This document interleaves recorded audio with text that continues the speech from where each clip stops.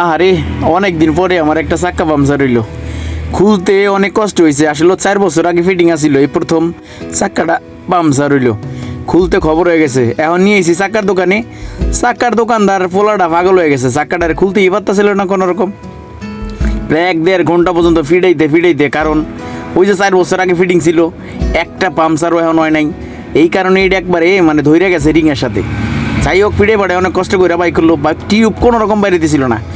যাই হোক, মোটামুটি লেঙ্গুটিটা তো বাইরে বুড়িয়ে বাইক করতে পারছে, টিউব কোনো রকম বাইরে দিছিল না। আমি একটু হেল্প করলাম, পাড়া দিয়ে ধরলাম, কত টানা হেঁচড়া কত কিছু কইরা তারপরে আসলে টিউবটা বাই করলো। টিউবটা বাই করে নিয়ে অবশেষে দেখে কি, হায় রে, একটা লো আর ছোট্ট একটা জিনারি, এই ইনারে কাম করে দিছে।